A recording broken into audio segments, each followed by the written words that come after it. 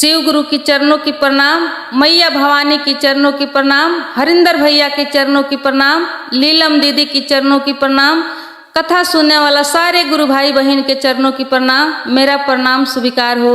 हे महादेव जी, मेरा प्रणाम स्वीकार हो। आई गुरु भाई बहन, एगो कहानी बा। एक कहानी के माध्यम से सुनी कि नमः शिवाय के जाप जौन कइला, ये जाप में कितना शक्ति बा। समझी कि जाप जौन बा ये शक्तिशाली बा कि ऐसा ही साधारण बाई। ते कहानी के माध्यम से आज सुने के मिली कि ये कहानी बताई कि नमः शिवाय के जाप जौन बा ये बहुत महत्वपूर्ण बा, बहुत शक्तिशाली बा। कैसे जीवन में बदलाव लियावेला, कैसे सुधार लियावेला, नरक के जिंदगी से स्वर्ग के जिंदगी जिए के सिखावेला। काहे कि देखी कितनो सुख होखी, घर दुआर कितनो बढ़िया होई, कितनो धन दौलत होई, लेकिन जब तक जीवन जिए के अच्छा से शैली ना होखे, तरीका ना होखे, तो सब बेकार बा। वो घर में टेंशन किच से दोसर कोनो फायदा नहीं खे। आ यदि जीवन जिए के सही शैली बा, तरीका बा, तो वो घर काहे के ना फूस के होखे, मड़ई के होखे, लेकिन वही जा स्वर्ग बा। तो एक कथा से यह सुने के समझे के मिली कि इन नमः शिवाय के जाप जौन बा बहुत शक्तिशाली जाप बा। काहे कि देखी दीदी, कथा ओकरा के कहल जाला कि जौन मन के व्यथा दूर करे। मन के व्यथा जब दूर करी तो ये मन में अंधकार खत्म होके प्रकाश मिली, ज्ञान मिली, विवेक मिली, बुद्धि मिली, तो हमने की जीवन जौन बा सार्थक हो जाई, सही हो जाई, सब सुख अपना हाथ में हो जाई। तो कथा ओकरा के कहल जाला जौना कथा से मन के व्यथा दूर होके आ ज्ञान मिले, कुछ सीखे के मिले। ताई सुनी ध्यान से कहानी के। एगो गांव में एगो पंडित जी आ एगो पंडिताइन रहत रहे लो। वो लोग के एगो लड़की रहली छोट। पंडित जी जौन रहलन वो धार्मिक प्रवृत्ति के रहलन। पंडित जी या पंडिताइन शिव के गुरु बनौले रहे लो, 3 सूत्र के पालन करे लो, बड़ा बढ़िया से विश्वास करके शिव जी के पूजा पाठ करे लो। वो लोग के शिव चर्चा के महत्व जानकारी रहे, शिव गुरु पर विश्वास रहे, सब मालूम रहे कि शिव जी सत्य में गुरु हैं, सबके गुरु हैं। शिव जी पर जे भरोसा करेला ओकर शिव गुरु कल्याण करीने। उससे वो पंडित जी शिव के अपन गुरु बना के नमः शिवाय के जाप करस, 3 सूत्र के पालन करस। देखें धीरे धीरे समय बीते लागल। कुछ दिन के बाद उनकर लड़की जौन रहली सियान हो गईली, लड़की के शादी करे के उम्र हो गईल। जब शादी करे के उम्र हो गईल तब पंडित जी बड़ा सुंदर एगो घर परिवार देख के अपना लड़की के शादी कैलन। शादी कैला के बाद लड़की अपना ससुराल गईली। ससुराल जब गईली तब कुछ दिन तकले तो घर में वो लड़की से बड़ा बढ़िया से व्यवहार कैलक लो, प्रेम कैलक लो, घर के पूरा परिवार मिलके। लेकिन कुछ दिन के बाद वो सब देखावटी रहे। कुछ दिन के बाद वो लड़की के साथ गलत व्यवहार होखे लागल।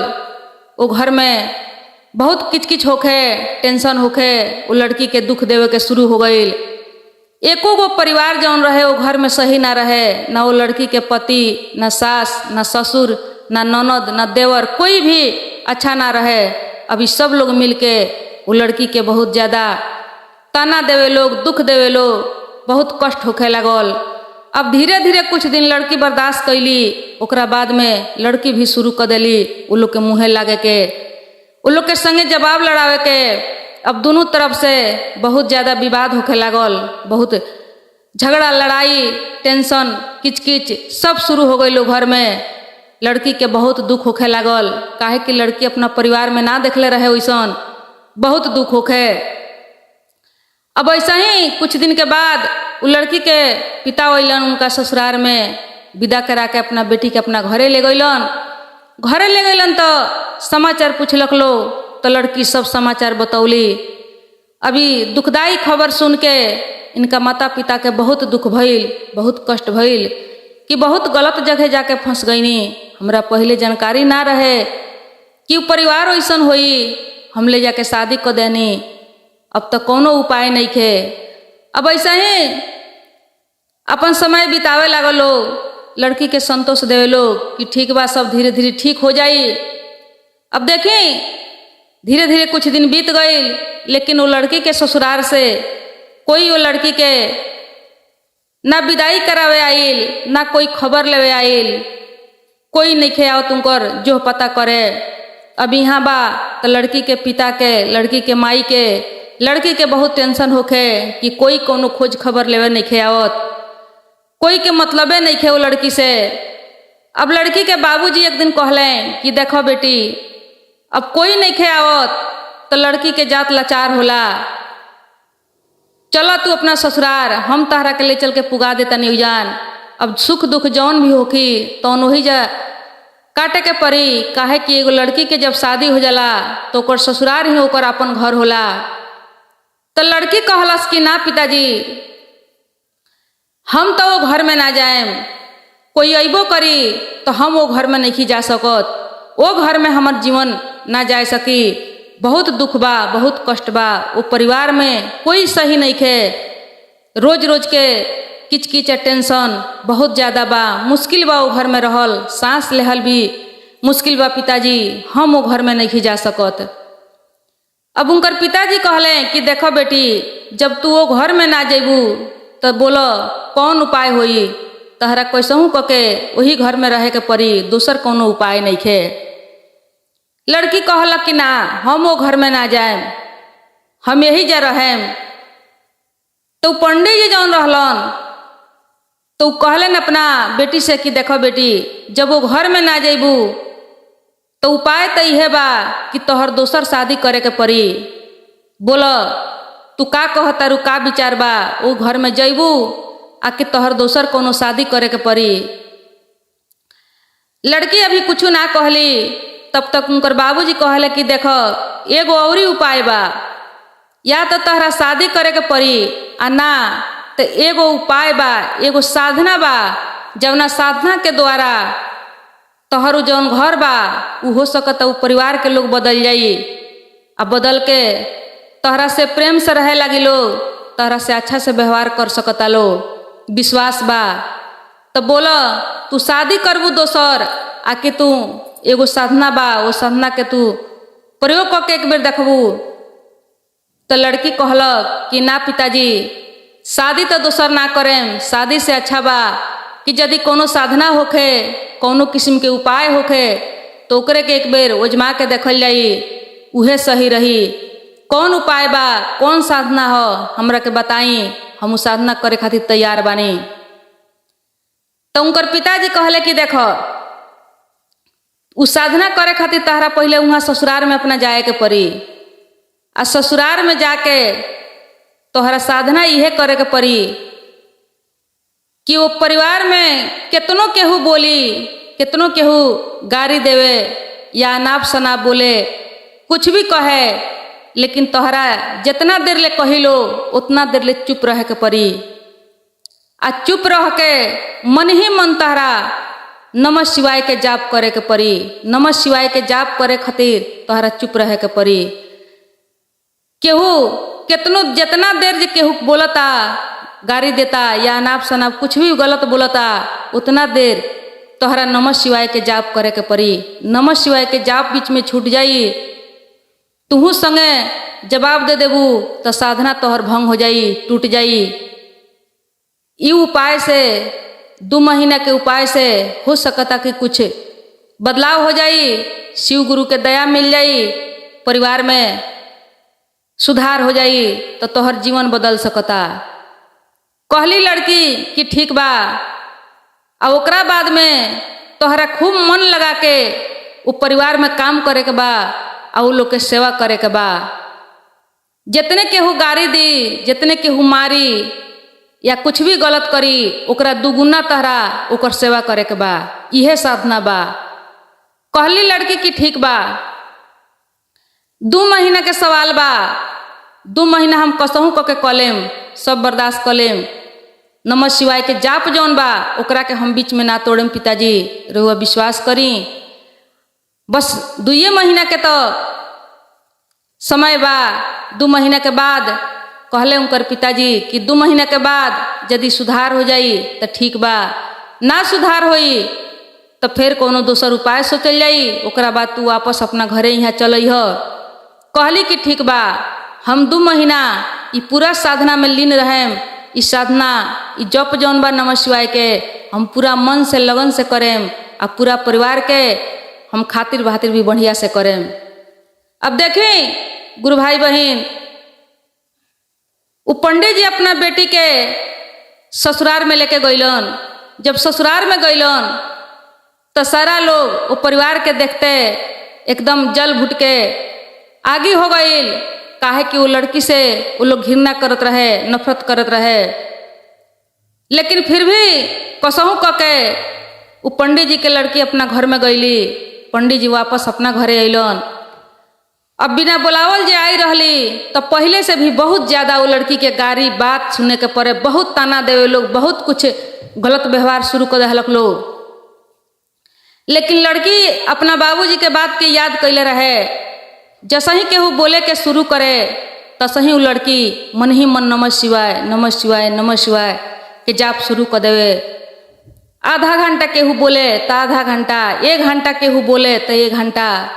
जितना देर बोले लोग उतना देर, जितना झगड़ा करे के बा अकेले करे लोग। ये लड़की के भीतर से गुस्सा आवे, लेकिन फिर भी ओकरा डर रहे कि साधना टूट जाई तो फिर हमर घर बिखर जाई।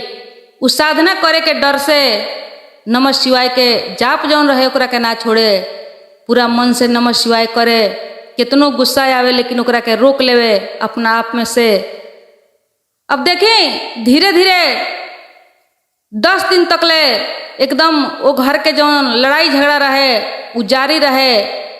आ दुगुना सेवा ही शुरू कर दिलक लड़की। वो लोग के सेवा करे के, पूरा काम करे के, वो लोग के रेख देख करे के, खाना खियावो बनावो नहवावो धोवावो, सब टोटल सेवा सत्कार एकदम पूरा तरीका से करे, कभी जवाब ना देवे। अब 10 दिन के बाद ये लोग के मन में आवे लागल कि ई कैसे हो गईल। पहला बार तो लड़की आई रहे तो हमनी के संगे संगे लड़े, संगे संगे जवाब देवे। अब की बार तो ना लड़तिया ना जवाब देतिया, पूरा सेवा भी हमनी के करतिया। इतना कुछ हमनी के कैला के बाद भी इतना गारी देता निसन, इतना एकरा के दुख आ कष्ट देता निसन।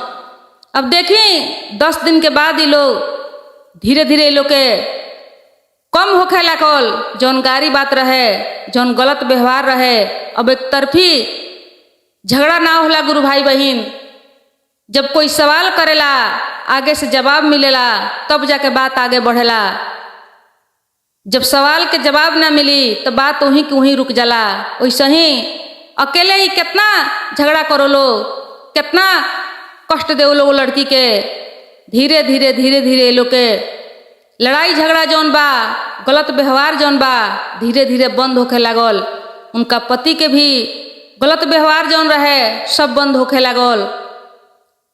वो लड़की के सेवा देख के, वो लड़की के बुद्धि विचार देख के धीरे धीरे ये लोग के सब कुछ बंद होखे लागल।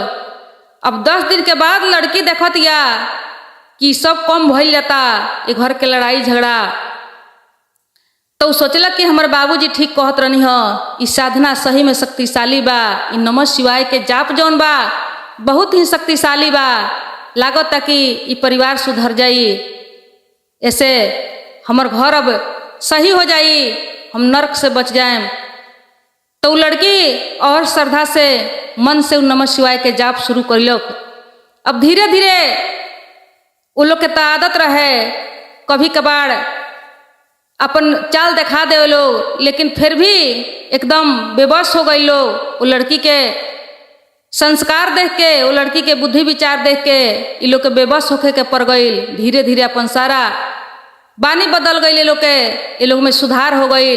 महीना दिन के बाद एकदम पूरा परिवार मिल के रहे लागल। बहुत खुशी पूर्वक वो लड़की से बहुत अच्छा से प्यार करे लागल लोग, व्यवहार करे लागल लोग, मिलजुल के बेटी के जैसन उनका के माने लागल लोग। लड़की देख के बहुत खुश भइल, कि कहलक कि वाह बाबूजी हमर बहुत बढ़िया उपाय बतौले बानी, बहुत बढ़िया उपाय बाई। अब देखी 2 महीना के सवाल रहे, तब तक जब महीना दिन बीतल तब पूरा बदल गई रहे, सारा बदलाव हो चुका रहे घर में। तो उनकर बाबूजी सोचले कि चलिए एक बार देख के आई का समाचार बा, बेटी के हमरा कुछ बदलाव भइल बा या ना भइल बा, बेटी हमर साधना में बाड़ी या कि अपन साधना तुर दले बाड़ी, एक बार चल तनी अपना बेटी के खबर लेवे। जब बेटी के ससुराल में अले तावते देखी गुरु भाई बहन जौना दरवाजा पर शुद्ध कोई उनका से बोले ना, वो बेरा आवत आवत में समधिन मिलके बहुत बढ़िया उनकर स्वागत कैलक लो, उनकर सेवा सत्कार कैलक लो। अब देख के पंडित जी के लागल कि लागत कि साधना सफल हो गई बा, परिवार बदल गई बा। बहुत खुश भइलन, खुश होके गइलन घर में बेटी से अपना भेंट करे। बेटी से भेंट करके पूछलन कि का समाचार बा। लड़की कहली बतौली कि बाबूजी सब सही हो गई बा, 2 महीना अभी आवे में बाकी बा, लेकिन सब कुछ सुधार हो गई बा, अभी सब लोग बदल गई बा, बहुत अच्छा हमरा से प्रेम करे ला लो, व्यवहार करे ला लो, हमरा के बेटी के जैसन समझे ला लो। राउरी साधना जौन रलो ई साधना राउर सफल हो गई, बहुत बढ़िया मंत्र हमरा के देहनी। ये मंत्र से हमर जीवन जौन बा नर्क बने वाला रहे ऊ हमो से निकल गई नी, हमर घर स्वर्ग के जैसन हो गई बा, बहुत बढ़िया बहुत सुंदर ई उपाय बा। पंडित जी बड़ा खुश भइलेन। पंडित जी खुश होके अब आके अपना समधिन से लड़की के विदाई मंगले कि बेटी के कुछ दिन ले जाए के कहतनी। लेकिन उनकर सास ससुर जौन रहे लो कहता लो कि ना, ई बेटी राउर ना बल्कि बेटी हमार हो, ई तो हमरा घर के लक्ष्मी है, इनका बिनु हमनी ना रह सकेम। ई जब चल जाई है तो हमनी के रह ना सकेम सन, हमनी के सांस लेहल भी मुश्किल हो जाई इनका बिना एक छीन हमनी के नहीं सन रह सकत। ई हमरा घर के लक्ष्मी है, हमनी के जाए ना देम। भले ही रउआ भेंट करे के बा तो आके भेंट करेम, इनका माई के भी बुला के लिए भेंट करा देम, लेकिन हमरा घर के लक्ष्मी कहीं ना जइहन। देखी गुरु भाई बहन कितना सुंदर, भल कुछ दिन पहले कैसन व्यवहार रहे आ कुछ दिन के बाद कैसन बदलाव हो गई, कैसन सुधार हो गई। पंडित जी बड़ा खुश भइले, खुश होके अपना बेटी के समझा के भेंट घाट करके अपना घरे गईले। देखी एक कहानी से यह सीख मिलता कि दूसरा के सुधारे से पहले अपना के सुधार होके के पड़ल। जब अपना मन में सुधार हो जाई तो दूसरा के भी सुधार सकल जाता।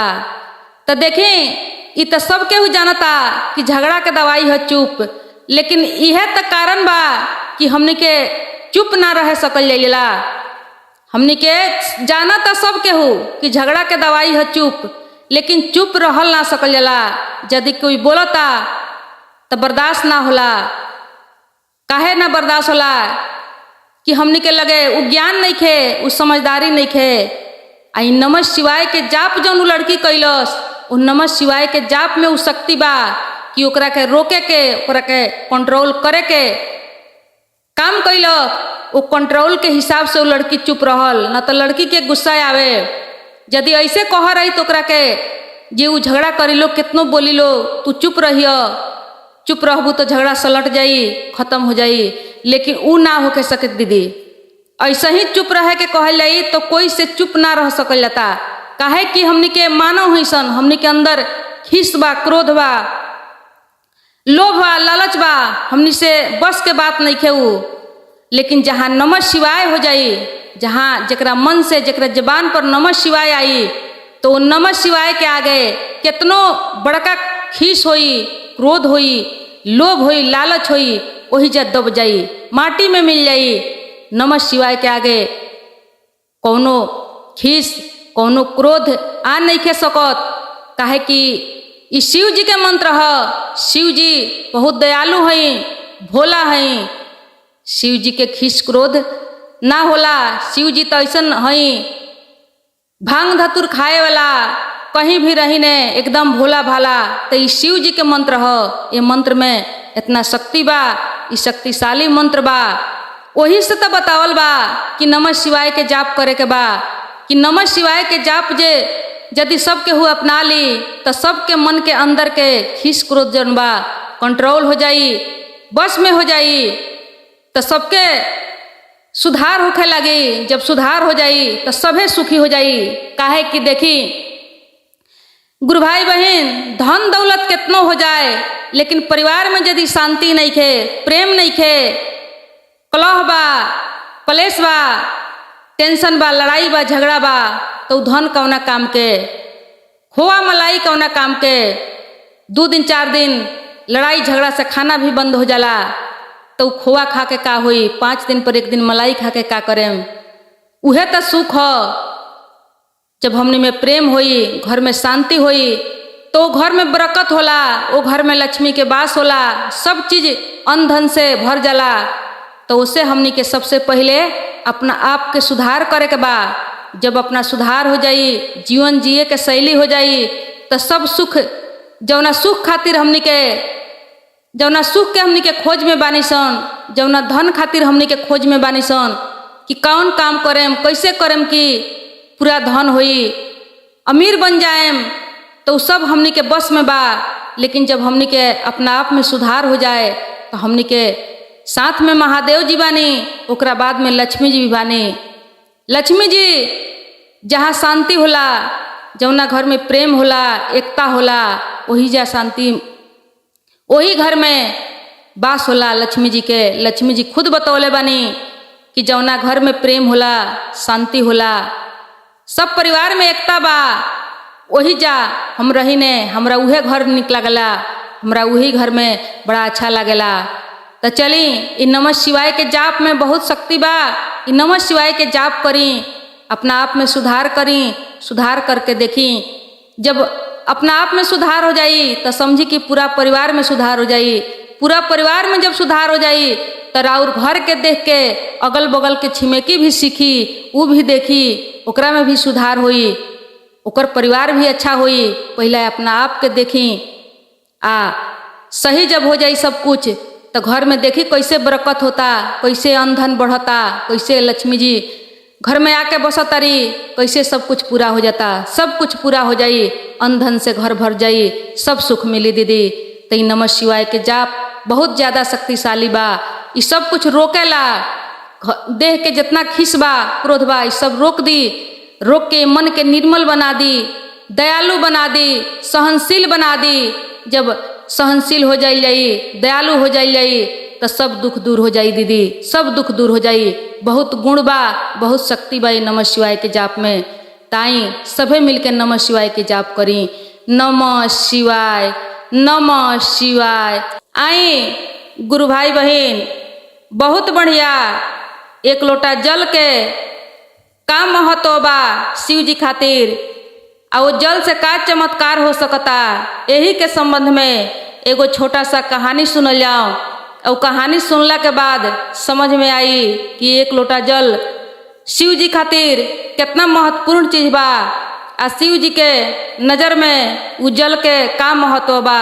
एक कथा के माध्यम से सुनल जाऊँ दीदी, ध्यान से सुनल जाई, कथा के पूरा सुनल जाई। जब कथा पूरा सुनल जाला तो कथा के निचोड़ जौन बा उ लास्ट में मिलेला, शुरुआत में ना मिलेला। तो उसे कथा के अंत तक सुने के चाही। कथा के जौन भी रहस्य होला, ओकर मूल होला, वो अंत में जाके समझ में आवेला। तो ये कथा के अंत तक समझी, बहुत बढ़िया कथा बा। आई गुरु भाई बहन, एगो नगर में एगो ब्राह्मण रहलन। वो ब्राह्मण के एगो लड़का रहे, एकलौता लड़का रहे।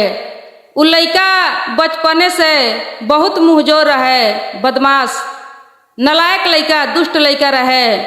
बचपने से ओकर स्वभाव एकदम कठोर स्वभाव रहे, बहुत गलत लड़का रहे। उ बाप मतारी कितनो सुधारे के कोशिश कैलक, कितनो ओकरा के शिक्षा ज्ञान देलक, लेकिन उ लड़का सुधार ना भइल। लड़का में दिन पर दिन जितने वो लड़का सियान होके, उतने वो लड़का में कूट कूट के जितना संसार में गलती बा, जितना गलती करम बा, सारा गलती करम के उ लड़का अपना लेलक दीदी। अब दिन पर दिन गलती ओकर बढ़त जाए आ उ लइका सयान भी हो चुकल, लेकिन ओकरा गलती के कारण से, गलती के वजह से उ लइका के शादी ब्याह भी ना भइल। काहे कि देखी दीदी, शादी ब्याह भी जब सही लइका या लड़की रहेला, खानदान सही रहेला, सब घर परिवार सही रहेला, तबे जाके शादियों ब्याह होखेला। न तो गलत लइका गलत लड़की से शादी करे में कोई भी तैयार ना होला, तो वही के चलते वो लइका के जौन बा शादी ना भइल, कुंवारा रह गइल। अब धीरे धीरे वो लइका के घर के लोग मार धर करे, नफरत करे, गांव के लोग भी नफरत करे, लेकिन वो लइका के कोनो फर्क ना पड़े, अपन बदमाशी उ ना छोड़े। बहुत ज़्यादा जौन बदमाशी संसार में जितना गलती बा सारा कर्म के उ लइका अपना ले रहे। अब धीरे धीरे दिन बीतत गइल, शादी ब्याह ना भइल, लेकिन लइका के समय निकल गइल, आधा उम्र बीत गइल। अब देखी गुरु भाई बहन, आधा उम्र जब बीत गइल तब पता ना कि कौन वो जन्म के और पाप रहे कि यही जन्म के पाप के वजह से वो लइका के कोढ़ के बीमारी हो गइल। जब कोढ़ के बीमारी हो गइल तो घर से लेके बाहर तकले सारा लोग कहे लगल कि एकरा पाप के दंड मिलल बा, ई बहुत पापी रहल, घोर पाप करत रहल, वही से एकर परिणाम एकरा मिल गइल बा। अब बदमाशी करत रहे तब तक तो लोग गांव में रहे दिले रहे, बर्दाश्त करे, लेकिन जब कोढ़ के बीमारी हो गई तो गांव के लोग घर से निकाले लागल। ओकरा घर के लोग के कहलक कि ये लइका के घर से निकाले के पड़ी।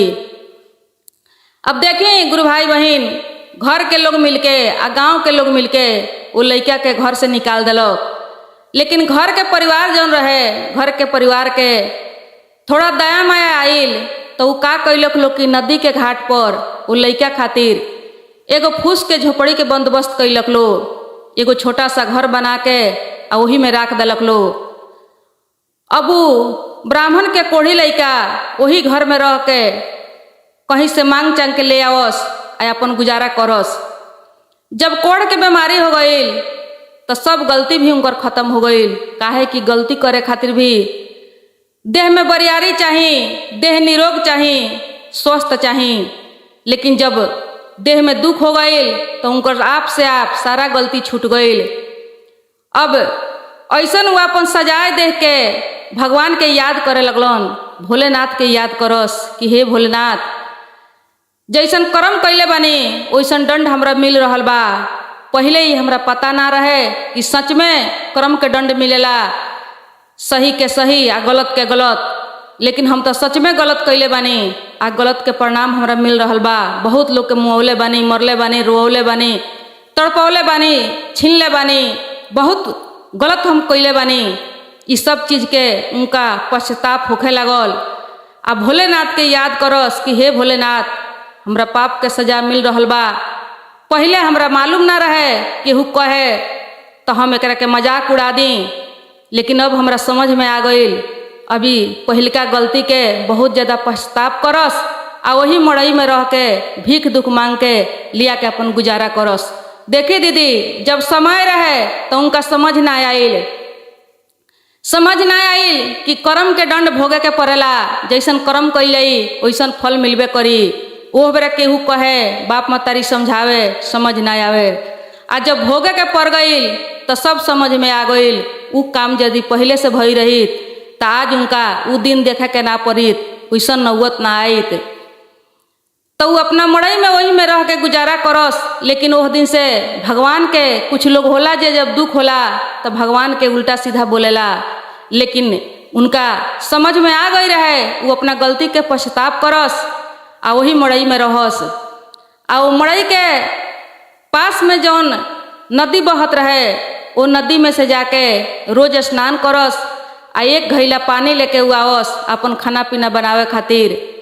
तो जब वो पानी लेके आवस दीदी, तो उनका मड़ई के सामने दुआरी पर अगाड़ी एगो पत्थर ऊपर से तो दिखाई ना देवे, लेकिन भीतर से पत्थर रहे।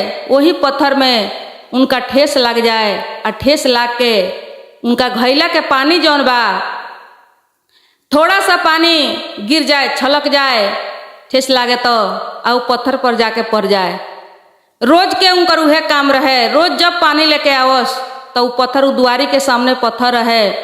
रोज वो पत्थर में उनका ठेस लगे और रोज वो पत्थर पर थोड़ा सा पानी गिर जाए। अब ऐसा ही करते करते कुछ दिन बीत गईल। बीतल तो एक दिन जब वो गंगा स्नान करके जब घैला में पानी भर के आवत रहलन तो पत्थर में बहुत जोर से उनका चोट लागल। चोट लगला के करनते बल्कि पानी ना उ खुद के गिर गईलन। जब गिर गईलन तो घैला उनकर फूट के पूरा पानी वो पत्थर पर गिर गईल उ गिर के बेहोश हो गईलन। दीदी जब बेहोश हो गईलन तो देखी वहाँ जमराज के दूत लोग आइल उनका के ले जाए खातिर। उनकर आयु पू गई रहे।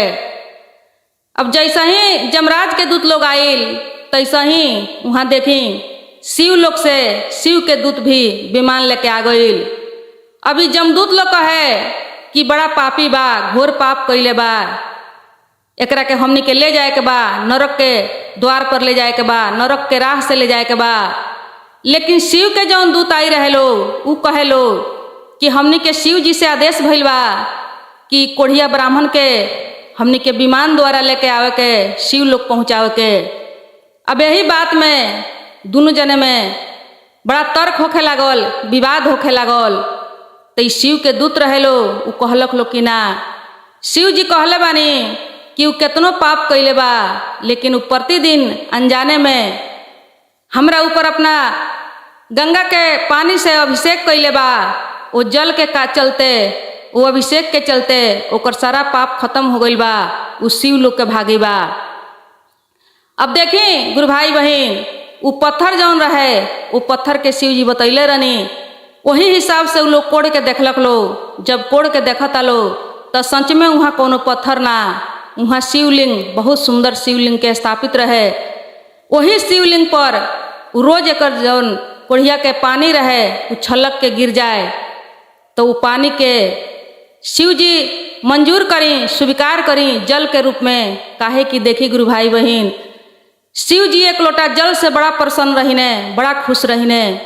तो वही से ई जमदूत लोग छोड़ देलक शिव के जौन दूत रहे लोग वो लड़का के शिव लोक में लेके गई लोग। ओकरा शिव लोक के प्राप्ति भइल। जितना भी अपना पहले पाप कैले रहे सब पाप से ओकरा मुक्ति मिल गई। काहे कि पाप कैला के बाद जब ओकरा सजा मिलल तो प्रायश्चित भी कैले रहे। ओह दिन से अपना के पापी समझ के सिर झुका के लौलीन हो गई रहे। दूसर का चीज रोज अनजाने में ओकरा हाथ से जल गिर के शिव जी के अभिषेक होत रहे। तो उसे शिव जी माफ करके वो लड़का के शिव लोक के प्राप्ति करौनी, मोक्ष के प्राप्ति करौनी, ओकर उद्धार हो गईल। तो देखी गुरु भाई बहन यह बा एक लोटा जल के महत्व जल के चमत्कार। देखी जब वो लड़का अनजाने में एक लोटा जल ओकरा हाथ से गिर जाए तो ओकरा उतना बड़का लाभ मिलल, उतना बढ़िया फल मिलल ओकरा। यदि हमनी के सोच समझ के डर से विश्वास करके यदि शिवलिंग पर एक लोटा जल गिरावल जाता, जल से अभिषेक कइल जाई तो ओकर महत्व भला का हो सकता, ओकर फल का मिल सकता। ताई गुरु भाई बहन शिव जी के नज़र में एक लोटा जल के बहुत बड़ी महत्व होला, बहुत भारी ओकर महत्व दिने शिव जी। ऐसन बात नहीं खे कि सीधे हमनी के जल चढ़ाओ तनी सन, कोनो ओकर मोल महत्व नहीं खे। शिव गुरु के नज़र में एक लोटा जल के बहुत भारी मोल बा बहुत बढ़िया महत्व बा ओकर मोल हमनी के मिल सकता यदि शुद्ध मन से अनजाने में चढ़ावल जल के उतना बढ़िया फल मिलल। तो हमनी के यदि सोच समझ के डर से विश्वास से अपना शिव गुरु पर एक लोटा जल अर्पित कइल जाई, जल से अभिषेक कइल जाई। देखी गुरु भाई बहन शिव जी के कुछ ना चाही, मेवा मिठाई के कोनो मतलब नहीं खे, ज्यादा प्रसाद के भी जरूरी नहीं खे, सीधे एक लोटा जल चाही। उहो जल शुद्ध होके के पड़ल। तो जल शुद्ध ना बल्कि मन शुद्ध होके के पड़ल। देखी गंगा के जल लेके रुआ खाड़ बानी, मन शुद्ध नहीं खे तो वो जल के कोनो महत्व नहीं खे। यदि कोनो नदी या नल या तालाब कुआं से एक लोटा जल ले ले बानी मन शुद्ध बा, शुद्ध के मतलब विश्वास बा, अंधविश्वास में नहीं कि जल चढ़ावो तनी का होई ना होई, सब लोग चढ़ावता तो हमू चढ़ा ले तनी। ऐसन बात ना दीदी, ऐसन मन में ख्याल मत रखी कि सब लोग चढ़ावता हमू जल चढ़ा लेता नहीं, का होई ना होई बात नहीं खे। जरूर होई यदि मन में श्रद्धा होई, प्रेम होई, विश्वास होई। काहे कि शिव जी भाव के भूखिया हई, भाव चाही। यदि भाव से एक लोटा जल नल से होके या कोनो गढ़ा गुढ़ी से होके यदि भाव बाव में, तो वह जल महादेव जी के स्वीकार बा। लेकिन जल चढ़ाई, जल के बहुत भारी महत्व बा। शिवलिंग पर जल अभिषेक कैला के ताई गुरु भाई बहन एकदम श्रद्धा से और विश्वास से एक लोटा जल चढ़ाई, सब पाप दोष कटित हो जाई, मुक्ति मिली, उद्धार हो जाई। दीदी अपना शिव गुरु पर विश्वास रखें, 3 सूत्र के पालन करत रहें। 3 सूत्र छोड़े के नहीं खे, भूले भुलाए के नहीं खे। 3 सूत्र करते हुए भी अपना महादेव जी पर एक लोटा जल जरूर अर्पित करे के बा, जरूर एक लोटा जल चढ़ावे के बा, सबके बतावे के बा। गुरु भाई बहन विश्वास दिलावे के बा कि शिव गुरु पर विश्वास करी, शिव के अपन गुरु बना ली। बहुत दयालु हैं शिव जी, शिव जी सब पर कृपा करीने, बहुत दयालु हैं शिव जी। ई ना देखिने कि के छोट जाती बा, के बढ़ जाती बा।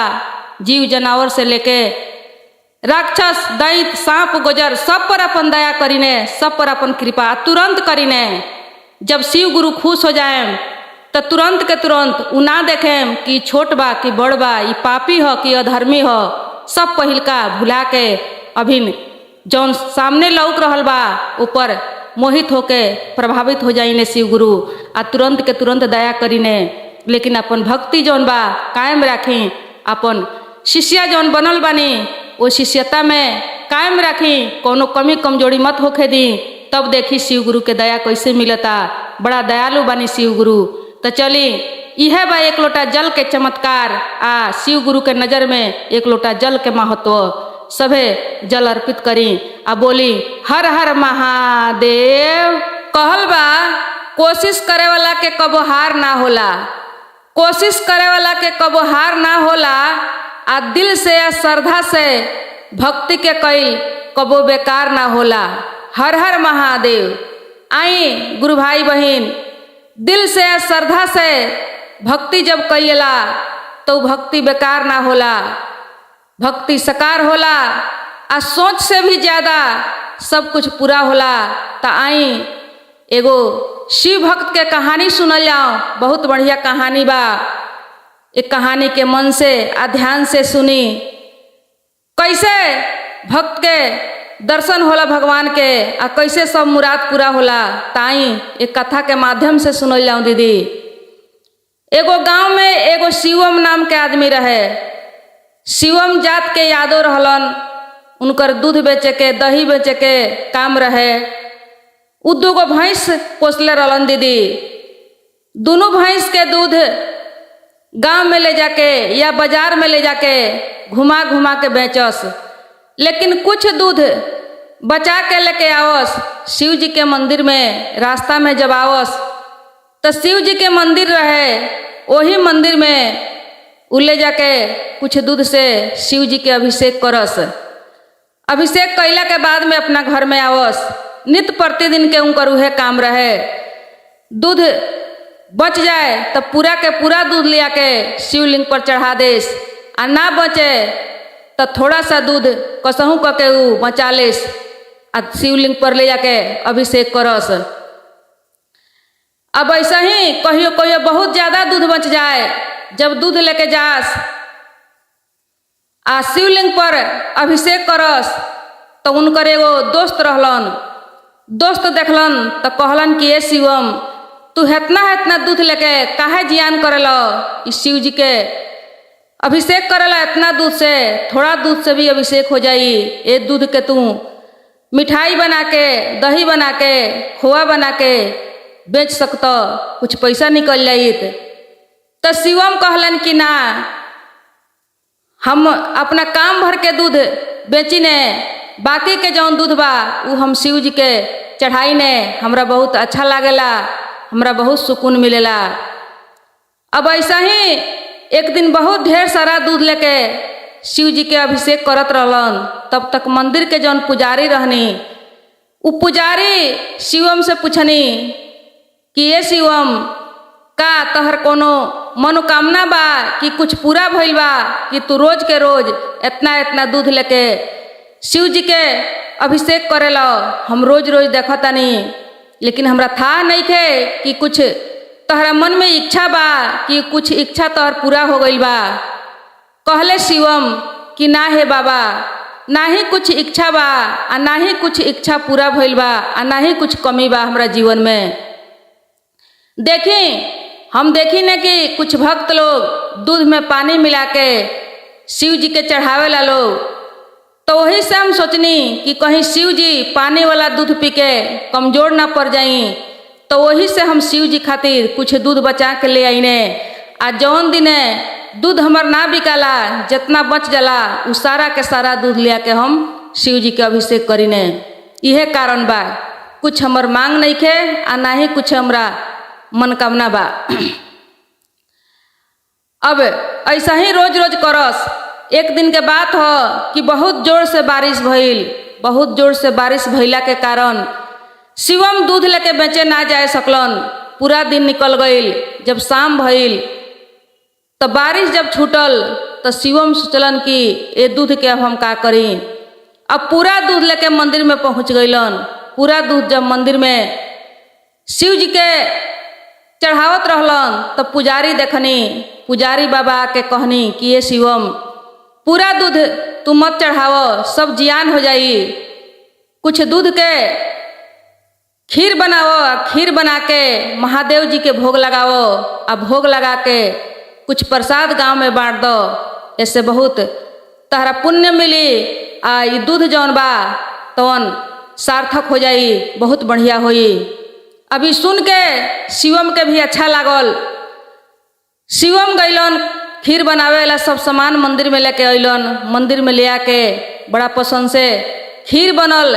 खीर बना के पहला महादेव जी के भोग लगा के ओकरा बाद में अपन पूरा खीर के प्रसाद गांव में बांट के शिवम के बड़ा अच्छा लागल, बहुत बढ़िया लागल। पूरा प्रसाद अपन गांव में बांट दहलन। अब ऐसा ही नित्य प्रतिदिन के इनकर काम यह रहे। यहाँ कैलाश में महादेव जी बानी से बड़ा तारीफ, बड़ा खुश रही, बड़ा प्रसन्न रही। इस शिवम के भक्ति देख के कि शिवम के कितना चिंता बा कि पानी वाला दूध से कहीं हम कमजोर ना पड़ जाई, तो वो के लेके ई रोज हमरा के शुद्ध दूध से अभिषेक करेलन। बहुत हमर ख्याल रखेलन, चिंता रखेलन। अभी रोज रोज शिवम के प्रशंसा, तारीफ, चर्चा गौरा जी से करी। तो गौरा पार्वती जी एक दिन कहनी कि रउआ ई भक्त के तारीफ सुन सुन के हम थाक चुकल बानी। हम चाहतानी कि रउआ भक्त के परीक्षा लेवे के, परीक्षा लेके यदि परीक्षा में खरा उतर जइहन तो उनकर सब दुख दूर करे के, उनकर उद्धार करे के। महादेव जी कहनी कि बहुत बढ़िया, काहे ना हमनी के आजे चल के हमरा भक्त के परीक्षा ले लिया। अब दोनों जने महादेव जी आ पार्वती माता पृथ्वी लोक पर आइल बनी। आके एगो सेठ आ एगो सेठानी के भेष बना के आई शिवम के दरवाजा पर पहुँचल बनी।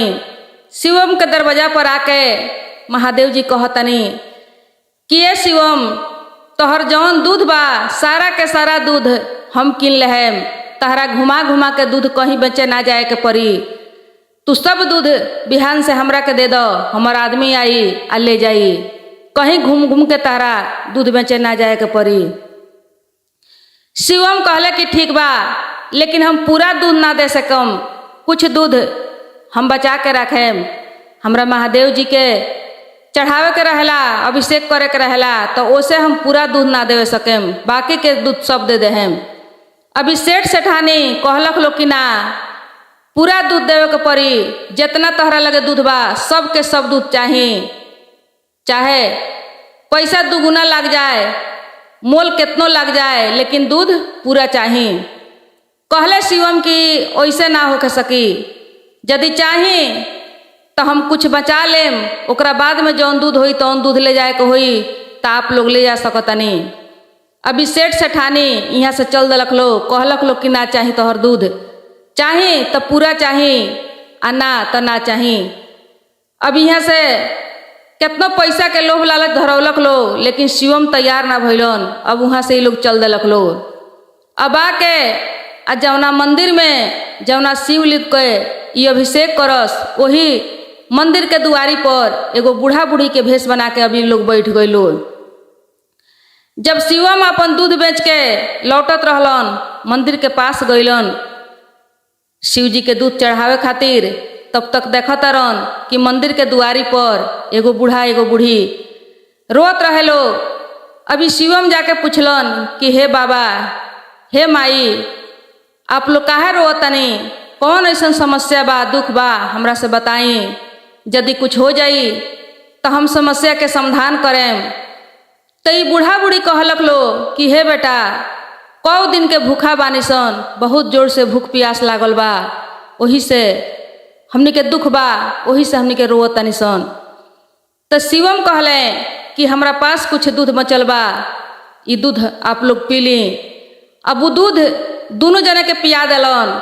जब दोनों जने के पिया दिलन तो पूछलक लोग कि दूध कहाँ तू लेके जात रह? तो कहले शिवम कि ई दूध लेके हम शिव मंदिर में जात रहनी ह, शिव जी के अभिषेक करे खातिर, शिव जी के चढ़ावे खातिर। हम रोज शिव जी के दूध चढ़ाई ने, कुछ दूध लेके आई ने। तो ई कहलक लोग तो आज तू काहे नियम तोड़ दिल? आज तू दूध कहाँ से ले आके चढ़ेब? कहले कि कौनो बात ना, हम शिव जी के संतान हई और रउआ सब भी शिव जी के संतान हई। यदि शिव जी के संतान भूखा बा, प्यासा बा, तो हमार फर्ज बा कि हम आप लोग के भूख मिटाई, आप लोग के प्यास मिटाई। उसे शिव जी खुश होके आ ना तो हम एगो भूखा प्यासा के नज़रअंदाज करके आ ले जाके यदि दूध चढ़ाएम शिव जी के, तो वो दूध के पुण्य हमरा ना मिली, महादेव जी के हमरा अच्छा ना लगी। काहे कि केहू के संतान भूखा पड़ल बा, रोता, आ शिव जी के यदि दूध मिलता, खाना मिलता, तो शिव जी के अच्छा ना लगी। वही से हम अपन नियम तोड़ देनी हो। हमर महादेव जी बड़ा दयालु हैं, हमरा के वो कुछ ना करेम, हमरा के माफ़ करेम। अब इतना बात सुनते महादेव जी आ पार्वती जी अपना असली रूप में आ गई लोग, प्रकट हो गई लोग, प्रसन्न भइल लोग, पास हो गइलन शिवम। उनका भक्ति से बड़ा खुशी लागल पार्वती जी के। दोनों आदमी प्रसन्न होके दर्शन दिलक लोग। शिवम गोड़ पर गिर गइलन। कहलक लोग पार्वती जी आ महादेव जी कि शिवम, तहरा भक्ति से हमने प्रसन्न बानी, खुश बानी, कुछ वरदान मांगो। लेकिन शिवम कहलें कि हे प्रभु, हे नाथ, कुछ ना चाहे, कुछ के जरूरी नहीं है, बस चाहे तो सिर्फ और भक्ति चाहे। इतने वरदान दे दी कि हम जीवन भर और भक्ति कर सकी। रुआ चरण के हम धूल बन के रही, हमरा इतने चाहे। महादेव जी कहने की बहुत बढ़िया। महादेव जी वरदान देहनी कि तू सदा हमर भक्त बन के रहब आ कहियो तारा कोनो दुख ना होई। माता पार्वती कहनी कि शिवम के अन्न धन से घर भर दी, सब सुख दे दी, कहियो कोनो चीज के कमी ना होके, कोनो परेशानी ना होके, कोनो दुख ना होके। ऐसा ही भइल। शिवम अपना मुंह से कुछ ना मंगलन, लेकिन उनका अन्न धन से घर भर गईल। आ महादेव जी कहनी कि जहिया तहराई पुग जाई तहिया तू शिवलोक के प्राप्त करब, शिवलोक में सीधे तोहर आगमन होई। आ कह के वहाँ से अंतर्ध्यान हो गईनी। ओ दिन से शिवम के घर में सब चीज पूरा हो गई, अन्न धन भर गई, पूरा सुख संपन्न से घर भर गई, कोनो कमी ना रहल, कुछ के चिंता, कुछ के दुख ना। बहुत खुशी आ बहुत सुखी से उनकर जीवन बीते लागल।